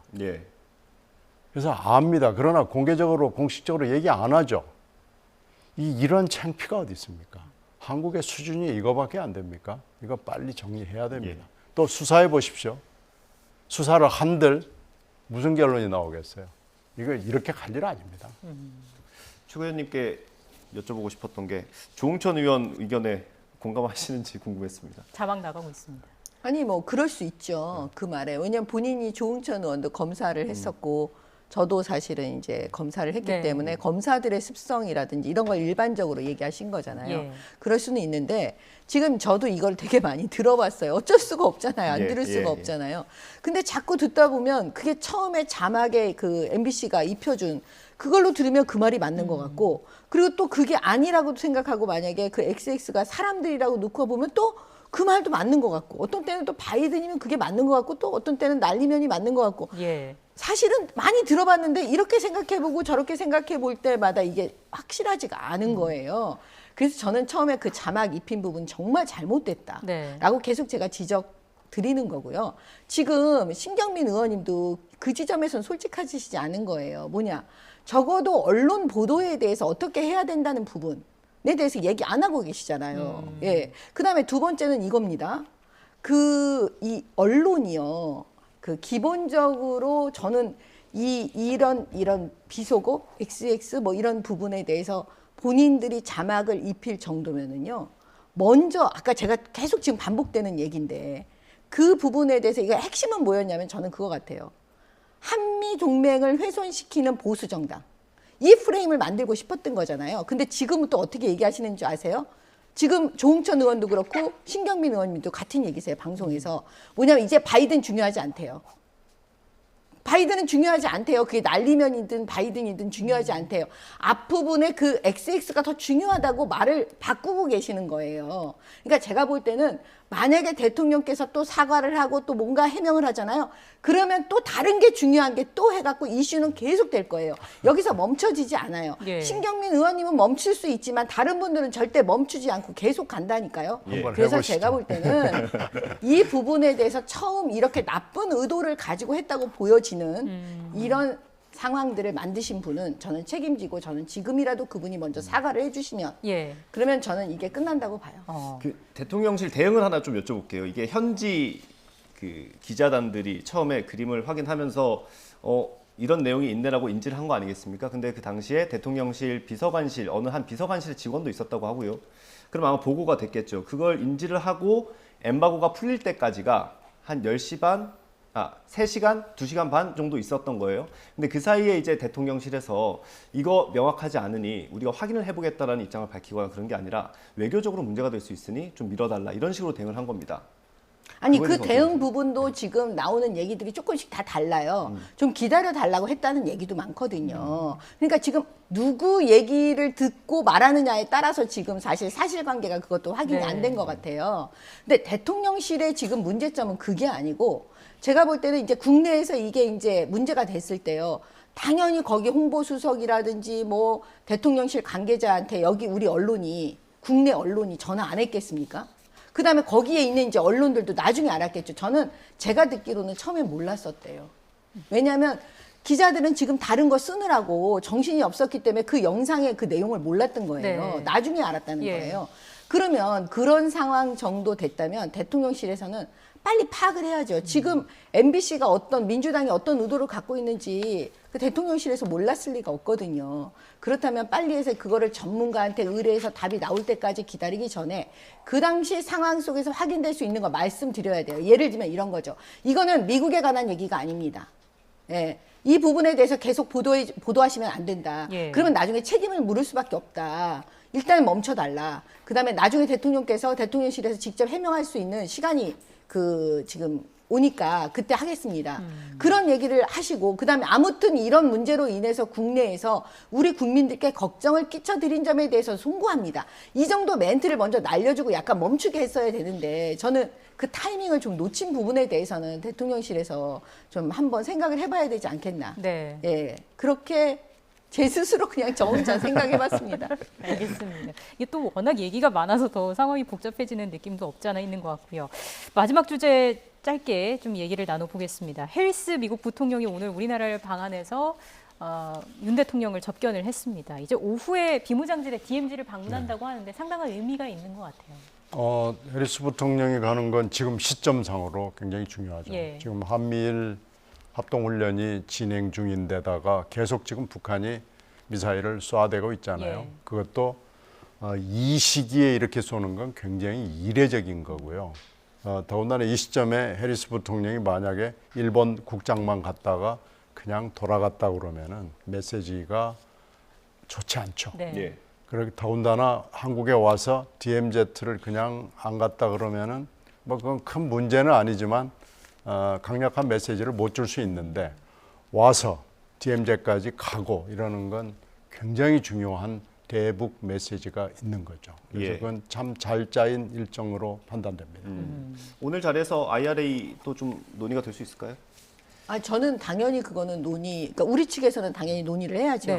근데 이제 해리슨 부통령도 지금 미국 상황이 이제 선거를 앞두고 있으니까 뭔가 거기서 확답은 해주지 않겠지만 우리는 당연히 얘기하고 논의는 될 수 있죠. 그다음에 해리슨 부통령은 개인적으로도 본인이 더 큰 꿈을 갖고 정치적으로 나가고 싶으니까 당연히 DMZ를 방문을 안 할 수가 없어요. 그리고 제가 미국에 이제 그냥 일반 사람들, 일반인들하고 이제 미국에 가서 한번 얘기를 한 적이 있는데 굉장히 재미있는 포인트가 있어요. 어떤 거죠? 그분들이 민주당을 지지하든 그다음에 공화당을 지지하든 상관없이요. 북한에 대해서는 다 한 목소리인 거예요. 일반 국민들도. 네. 그다음에 뭐냐면 그 대한민국의 대통령 이름은 일반인들이 기억을 못 해도요. 김정은 이거는 기억을 하는 거예요. 그러니까 그 부분에 대해서 일반인들이 북한의 김정은에 대해서 어떻게 생각하는지를 제가 느낄 수가 있었어요. 그러니까 해리슨 민주당 부통령이긴 하지만 예. 이 북한에 대해서는 그 미국 국민하고 같은 입장일 거다. 저는 그렇게 보는 거죠. 알겠습니다. 해리스 부통령 어떤 메시지를 내놓게 될지 이 소식은 뭐 들어오는 대로 저희가 이어서 전해드리겠습니다. 두 분과 여기서 인사드리겠습니다. 정미경 전 국민의힘 최고위원, 신경민 전 민주당 의원 두 분과 함께했습니다. 고맙습니다. 네, 고맙습니다.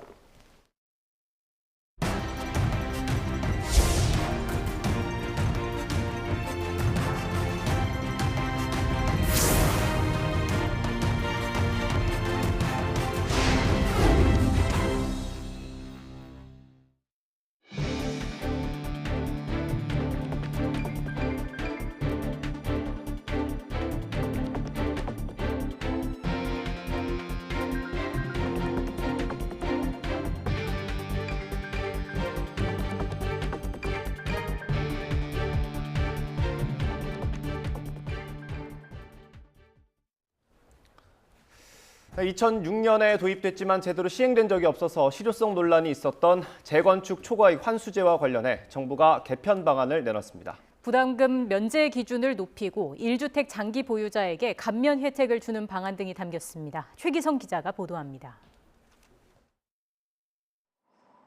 재건축을 마치고 지난해 8월 입주한 서울 서초구 한 아파트 단지입니다. 초과 이익 부담금을 한 가구당 1억 원 넘게 내야 할 처지에 놓인 주민들은 부담감을 토로했습니다. 이 세금이 뭐 어느 정도 해야 말이죠. 몇 억씩 되니까 저희는 구청에다가 요구를 했죠. 부담금 부과를 통보받은 다른 단지에서도 항의가 빗발치는 등 제도 개편 요구가 잇따르자 국토교통부가 대책을 내놨습니다. 현재는 재건축 사업으로 얻은 개발이익이 인근 주택 상승분과 비용 등을 빼고 3천만 원 이하일 때만 부담금 부과를 면제해주고 있습니다. 이 면제 기준을 1억 원 이하로 상향하겠다는 게 핵심입니다. 초과이익 부과 시점 개시일도 변경하기로 했습니다. 정비사업을 위한 추진위 구성 승인 시점에서 재건축조합 설립 인가일로 바꾸기로 했습니다. 또 공공임대나 공공분양주택을 공급해 얻은 금액은 부담금 산정 때 초과이익에서 제외하기로 했습니다. 1주택 장기 보유자에게는 부담금을 감면해주는 조치도 시행합니다. 해당 주택을 준공 시점부터 역산해서 10년 이상 보유한 사람은 50%까지 감면해 주겠다는 겁니다. 국토부는 이번 조치로 부담금 부과 단지가 기존 84곳에서 46곳으로 줄어든다고 설명했습니다. 개선 방안의 큰 원칙은 재건축에 따른 초과이익은 적정하게 한수하되 도심 내 주택 공급을 원활히 할 수 있도록 과도한 재건축 부담금을 합리적으로 조정하는 데 있습니다. 전문가들은 조합원 부담금이 크게 낮아지는 효과와 함께 부동산 시장 활성화에도 어느 정도 영향을 줄 거라고 예상했습니다. 사업이 지지부진했던 서울 주요 단지에서 추진 동력을 얻었다고 볼 수 있겠고요. 다만 물가 상승, 금리 인상 이런 거시경제 여건이 좋지 못한 상황이기 때문에 실제로 가시적 효과는 좀 미미할 것으로 보입니다. 다만 이번 개편 방안은 관련 법률 개정 사항인 만큼 국회 과반 의석을 차지한 민주당의 협조가 필수입니다. YTN 최기성입니다. 네, 조금 전에 들어온 소식 전해드리겠습니다. 공직선거법을 위반한 혐의를 받는 국민의힘 김웅 의원에 대해서 검찰이 불기소 처분을 내렸습니다. 네, 이른바 고발사주 의혹으로 공수처 수사를 받았고 검찰이 사건을 받아 불기소 처분을 내렸다는 소식입니다. 관련된 내용은 추가로 들어오는 대로 또 이어지는 뉴스에서 전해드리겠습니다. 네, 다음 소식입니다. 어제 급락했던 코스피와 코스닥이 오늘 장중 1% 안팎의 반등세를 보인 가운데 올해 외국인 투자 자금이 국내 증시에서 17조 원 이상 빠져나간 걸로 집계됐습니다. 한국거래소에 따르면 외국인 투자자들은 올 들어 어제까지 코스피와 코스닥 시장에서 각각 12조 7천억 원, 4조 3천억 원어치의 주식을 순매도했습니다. 지난 2020년부터 현재까지 2년 9개월 동안 코스피와 코스닥 시장에서 외국인이 순매도한 주식 규모는 67조 7천억 원에 달합니다. 가정에서 간편하게 조리해 먹을 수 있는 밀키트 제품의 인기가 올라가고 있지만 영양 성분 정보와 유통기한 표시에 개선이 필요한 것으로 나타났습니다. 한국소비자원이 채소와 쌈 등을 주 재료로 하는 밀키트 16개 제품을 조사한 결과 1개 제품만 열량과 나트륨 등 영양 성분 정보를 표시한 것으로 드러났습니다. 또 6개 제품은 유통기한 등을 표시하지 않거나 바깥 포장과 속 포장에 표시된 원재료명이 달라서 개선이 필요한 것으로 조사됐습니다. 고 이해람 중사를 성추행한 가해자에게 징역 7년이 확정됐습니다. 대법원은 오늘 군인 등 강제추행 치상과 보복 협박 혐의로 재판에 넘겨진 공군 장모 중사의 상고심에서 징역 7년을 선고한 원심을 확정했습니다. 재판부는 장 중사가 피해자에게 극단적 선택을 암시하는 문자를 보낸 사실만으로 보복 협박 혐의가 충분히 증명됐다고 볼 수 없고 장 중사가 받은 형이 군사법원법이 정한 상고 기준보다는 가볍기 때문에 양형 부당 주장도 받아들일 수 없다며 군 검사와 장 중사의 상고를 모두 기각했습니다. 공군 성추행 사망 사건 피해자 고 이해람 중사에게 2차 가해를 가한 혐의로 재판에 넘겨진 상관이 항소심에서도 실형을 선고받았습니다. 서울고등법원은 오늘 특정범죄 가중처벌법상 면담 강요 등의 혐의로 기소된 노모 준위에게 징역 2년을 선고한 1심 판단을 유지했습니다.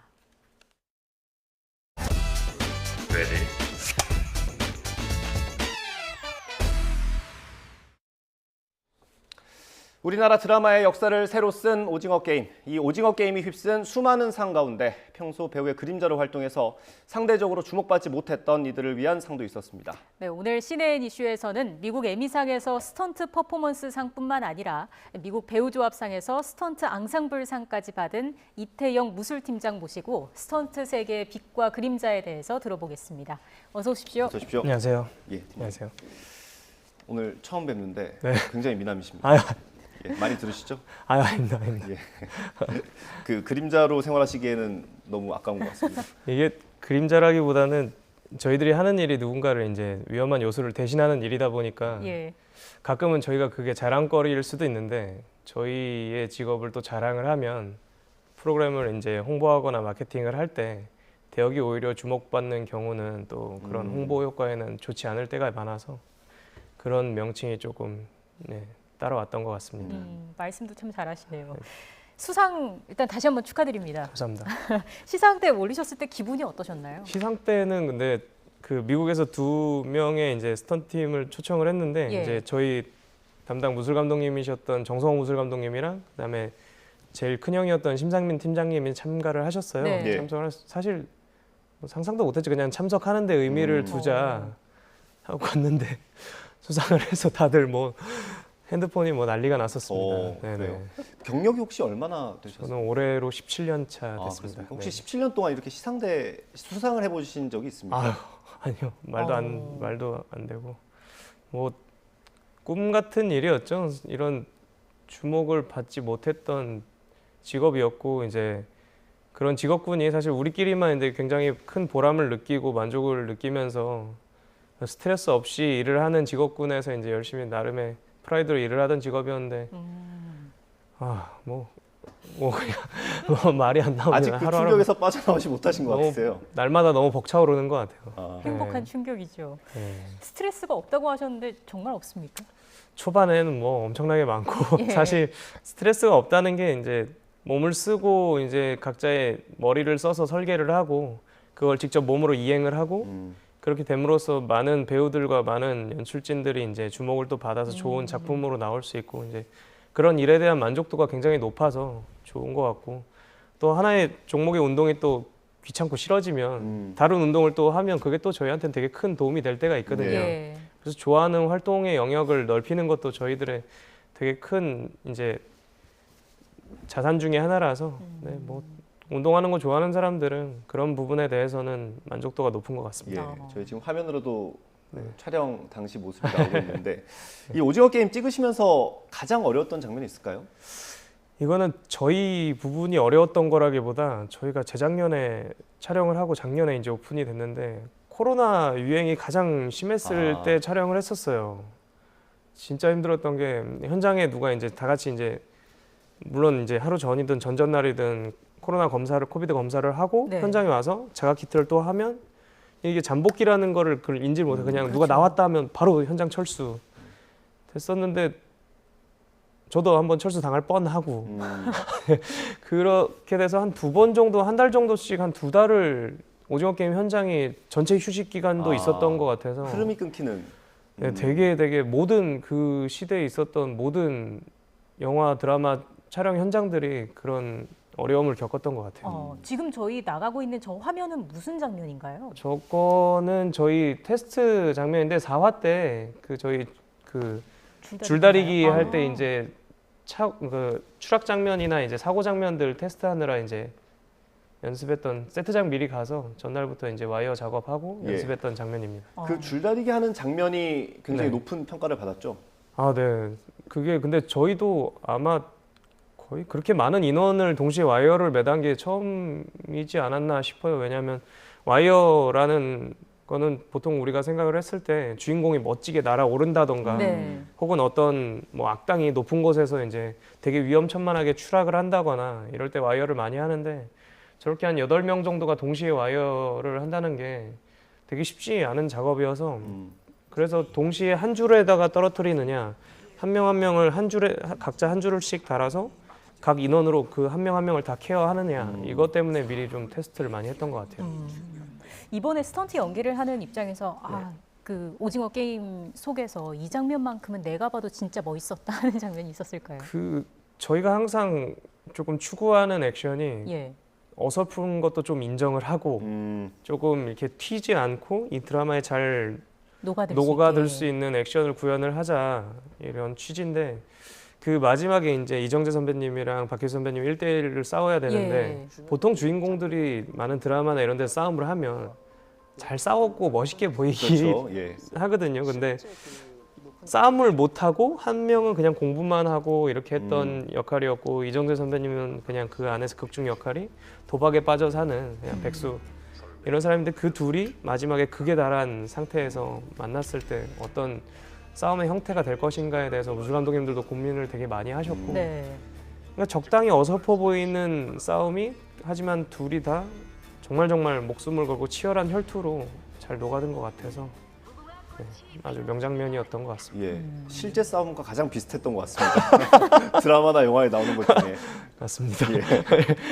이게 저희가 상을 받을 정도면 우리 스턴트 기술이 또 그만큼 세계적으로 인정을 받았다라고 볼 수도 있을 것 같은데 어떻습니까? 그 사실 저희 업계에 있는 사람들은 다 알고 있습니다. 한국 사람들이 정말 잘하고 있다는 거를. 왜냐하면 한국은 자본력도 해외보다 더 상대적으로 이제 부족한 게 현실이고 시간도 그만큼 적게 주는 게 현실이고 근데 그런 가성비 안에서의 장면들을 뽑아야 되는데 그런 부분에 있어서 한국 사람들이 어쨌건 그렇게 빠릿빠릿하게 일머리를 굴리는 건 제일 잘한다고 생각을 합니다. 그게 스턴트뿐만 아니라 모든 파트들이요. 이번에 그 현장에서 느꼈을 때 다른 작품과 좀 다른 점이 있다고 느끼셨을까요? 그냥 사실 코로나가 터지고 많은 영화들이 이제 흥행을 못하는 경우도 많고 이제 반면에 이제 집에서만 이제 시청 활동을 하시는 시청자나 관객들이 많으시니까 저희가 주로 영화로 움직이다 보니까 이제 생계형 촬영을 할 일이 많이 이제 적어졌어요. 근데 그러다가 넷플릭스라는 채널이 있는데 거기서 뭔가 영화를 했던 스태프들이 모여서 드라마를 찍는다더라.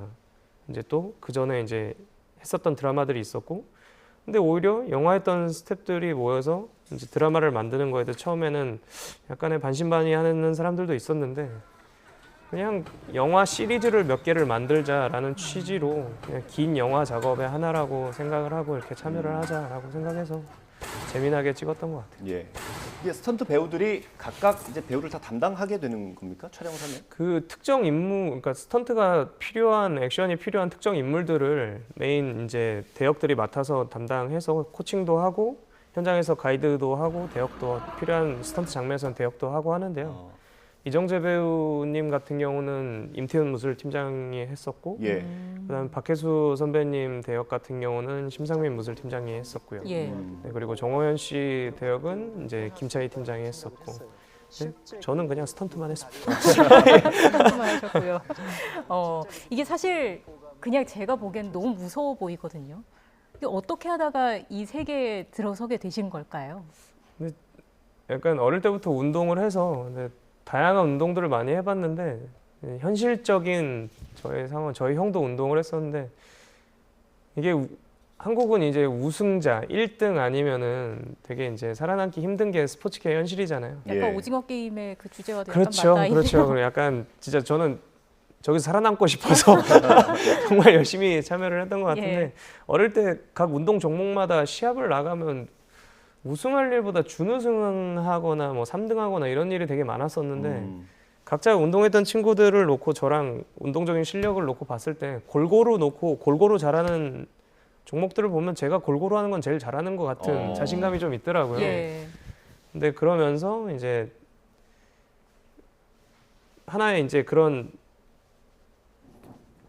운동 능력치들을 이제 섞어서 한 장면에 담을 수 있는 직업이 뭐가 있을까라고 봤을 때 그냥 그런 스턴트를 하는 선수로 활동하는 것도 좋지만 그거를 안전하게 설계하고 또 멋지게 만들어내는 무술 감독을 고등학교 때부터 좀 많이 꿈꿨던 것 같아요. 그래서 계속 그 길로 나아가려고 수능 끝나자마자 바로 이 직업을 시작해서 지금까지 하고 있는 것 같습니다. 네, 스턴트도 세계적으로 인정을 받았지만 아마도 현장에서 일하시는 입장에서는 아직 많이 환경이 좀 부족한 부분도 있을 것 같아요. 저희가 시간이 거의 다 됐는데 네네. 바라시는 거 있으면 좀 한 말씀 해주시죠. 일단 부족한 환경은 저희들에 대한 인식인 것 같아요. 그냥 인식이 개선이 돼서 우리를 소모품이라고 생각하지 않고 하나의 기술력을 갖고 있는 그냥 그런 기술 파트, 기술 스텝 혹은 배우들은 연기라는 기술을 갖고 있잖아요.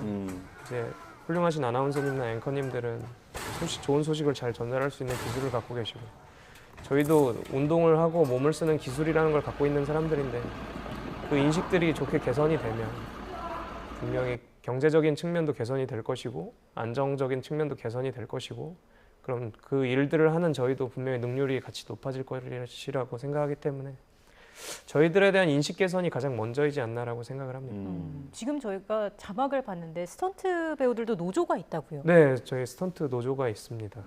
한 300에서 400명 안팎인 것 같은데 활동하는 사람은 제가 알기로는 300명 내외선밖에 안 되는 걸로 알고 있어요.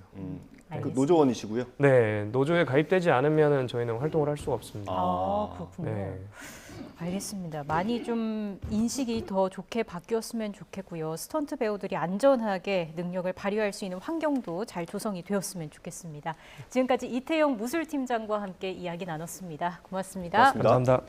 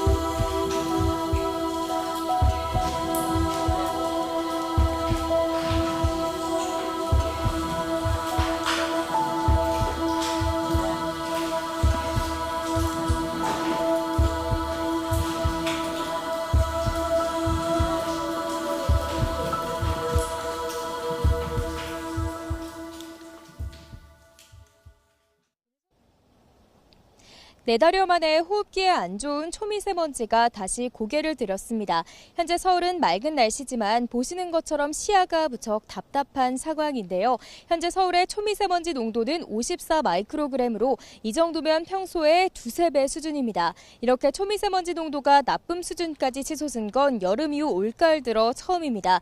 오늘 중서부 지방에 계신 분들은 외출하실 때 미세먼지용 마스크를 착용하고 나오시는 게 좋겠습니다. 오늘 서울 등 수도권 지역은 종일 초미세먼지 농도가 나쁨 수준을 유지하겠습니다. 또 충남과 전북 지방은 밤한때 일시적으로 대기질이 탁해지겠습니다. 오늘도 미세먼지만 아니라면 전국적으로 맑은 날씨가 이어지고 있습니다. 다만 한낮에는 늦더위가 남아있어 활동량이 많다면 다소 덥게도 느껴지겠는데요. 서울 한낮 기온은 26도, 광주와 대구는 28도로 예년 기온을 2에서 3도가량 웃돌겠습니다. 이렇게 기온이 오르는 만큼 일교차도 10도 이상 크게 벌어지니까요. 옷차림에 유의하시기 바랍니다. 다가오는 주말까지는 맑고 일교차 큰 전형적인 가을 날씨가 이어지겠습니다. 이후 개천절인 다음 주 월요일 중부지방을 시작으로 화요일에는 전국에 비가 내릴 전망입니다. 낮 동안 가을볕이 내리쬐면서 대부분 지역에서 자외선이 강합니다. 오늘 외출하실 때는 자외선 차단제를 꼼꼼히 덧발라주시고요. 모자나 양산도 챙겨 나오시는 게 좋겠습니다. 지금까지 YTN 윤수빈입니다. 이상으로 뉴스앤이슈 마치겠습니다. 잠시 뒤에 더 뉴스가 방송됩니다. 시청해주신 여러분 고맙습니다.